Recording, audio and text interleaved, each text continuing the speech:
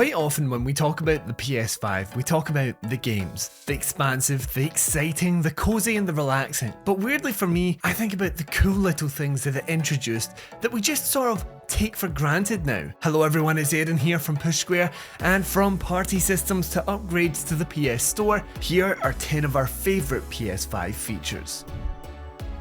Let's start out with one that was literally on the box. SSD loading times really are not to be underestimated. It wasn't so much reducing loading times as it was completely eradicating them. Honestly, you could boot up the PS5 and be in a game within 30 seconds. Death now means nothing more than a brief look at some tips that you'll not even get the chance to properly read. But obviously, it also changes the types of experiences we can get within the games themselves. But when it comes to even just moving from one game to the next in the switcher, it's so damn impressive, and I have no idea how we lived without these speeds before. Now, I'm not gonna lie and say that I get the party system on the PS5 every single time. Sometimes I've accidentally made new parties, sometimes I'm joining ones that I think are current but they're not. But despite all of that, what I do know is what we have is a whole lot better than what we had before.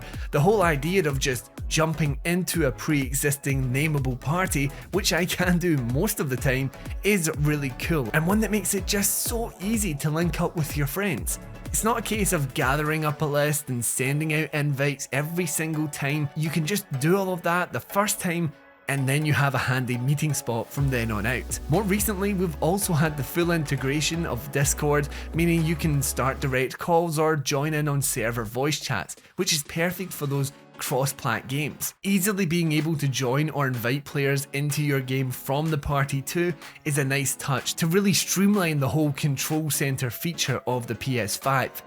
SharePlay was a huge feature on the PS4, but one that felt a little undercooked and was something that I didn't fully utilise during that generation. Thankfully, SharePlay remains to be a focus on the PS5, and it's better than ever now. With now reliable internet speeds making connections a bit better, Sony also improved things on its end with the multitask view, meaning you can continue to play your game whilst watching your mate play theirs in the background. You can make it take up the full screen, just a third of the screen. You can make it this tiny little thing in the corner, and you can even choose which corner it goes into. You can still take control of a friend's game through SharePlay, which was a cool idea then and is now more stable. And you can even leave temporary marks and emotes on the screen, so you no longer have that whole process of it's there, no, right there, on your left, no further left. You can just circle it and it's on the screen, and they know what you're talking about. It's a nice community feature that can bring you closer to your friends and their games without leaving the house.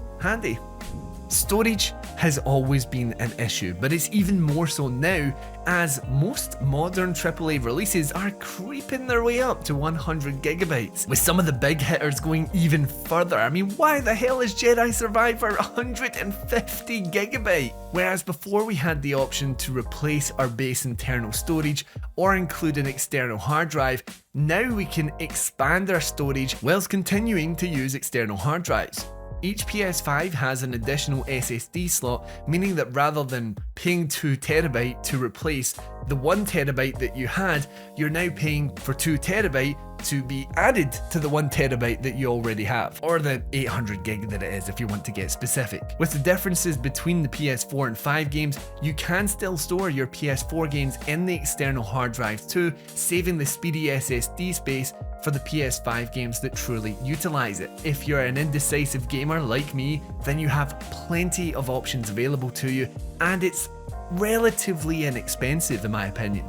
If you do have plenty of internal storage though, installing your old PS4 games on the PS5 makes them better than ever. Now, you're not going to get the full native PS5 perks through backwards compatibility, but you will get speedier loading times and a more stable performance. In some instances, like via the PS4 version of The Last of Us Part 2, you'll actually get an increased 60 frames per second over the original 30 simply by playing the same game on the PS5 hardware. After the debacle of the PS3 backwards compatibility controversy of the PS4 era, it's nice to see that we can continue to play the expansive and impressive library of PS4 games still, and have been made even better. Sticking with comparisons to the PS4 for a moment, we all know just how loud those damn fans got. There's plenty of memes about how it was like playing with a jet engine going off. I personally remember having to wear headphones for some games because I couldn't hear the dialogue without having the TV blaring, but now all of that annoying noise is replaced with tranquil silence. The PS5's new design may not be loved by all, but it has allowed a far more practical set of fans to be used to keep things cool and forever silent, and it's something that to this day, close to 4 years since the PS5's launch, that I am still appreciative of. I always say that the fans alone are worth the upgrade to the PS5, and I am being deadly serious when I say that.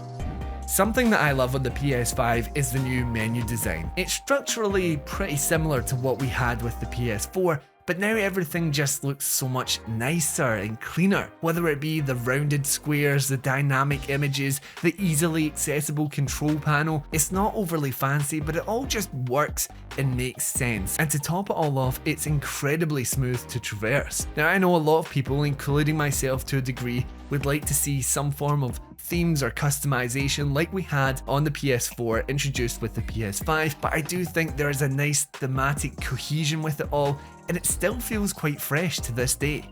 Sticking with the menu, one of my personal all-time favourite features of the PS5 is having the PlayStation Store built into the homepage. Previously on the PS4 you needed to select the store and it could take 20 seconds to load up the damn thing. But here it's just one of the apps, it's instantly loaded, and same goes for the PS Plus pages too. I'm a fiend for checking deals or pre-orders in between matches with friends, and being able to quickly nip in and out in like 30 seconds rather than waiting the majority of that time just to get in is a huge improvement.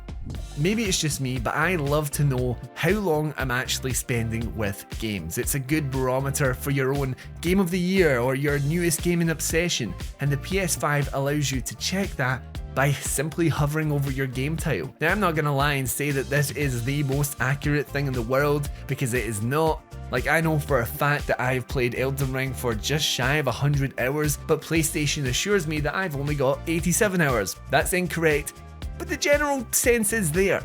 When looking back to the PS4 era, you could only gather this information during your yearly roundup which PlayStation sent out. Now you can go all the way back to those earliest PS4 titles, and most of them will have game time data. I'm honestly obsessed with this stuff, so maybe it's too personal a pick, but I just love to be scrolling through my old game times and thinking, what the hell was I doing spending over 110 hours on Resogun? Like, seriously?